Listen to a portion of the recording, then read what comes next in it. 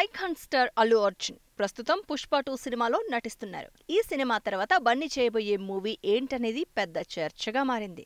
ఈ క్రమంలోనే బోయపాటి, త్రివిక్రమ్, అట్లీ పేర్లు వినిపిస్తూ వచ్చాయి. కానీ ఏదీ అఫీషియల్ గా అనౌన్స్ చేయలేదు. అయితే గత కొన్ని రోజులుగా ఇండస్ట్రీలో గట్టిగా వినిపిస్తున్న టాక్ ఏంటంటే అల్లు అర్జున్ నెక్స్ట్ మూవీ అట్లీతోనే అని. ఆల్రెడీ ఈ మూవీ వర్క్ కూడా స్టార్ట్ అయిందని ఇటీవల ఓ వీడియో బాగా వైరల్ అయింది.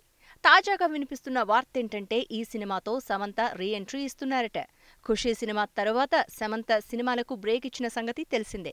తన అనారోగ్యం నుంచి కోలుకోవడం కోసం చికిత్స తీసుకుంటూ వస్తున్న సమంత అట్లీ అల్లు అర్జున్ సినిమాలో హీరోయిన్ గా చేయడానికి ఓకే చెప్పారట.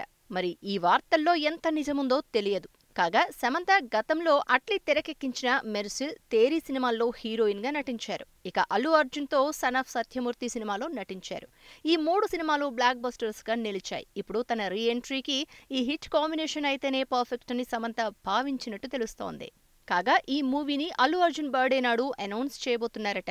ఏప్రిల్ 8న బన్నీ పుట్టినరోజు ఉన్న సంగతి తెలిసిందే. దీంతో ఆ రోజునే ఈ సినిమాని అఫీషియల్ గా అనౌన్స్ చేయడానికి మేకర్స్ సిద్ధమవుతున్నారట. ఈ చిత్రాన్ని తమిళ స్టార్ ప్రొడక్షన్ కంపెనీ సూర్య పిక్చర్స్ నిర్మించబోతోందట. అనిరుద్ ఈ చిత్రానికి సంగీతం అందించబోతున్నారట.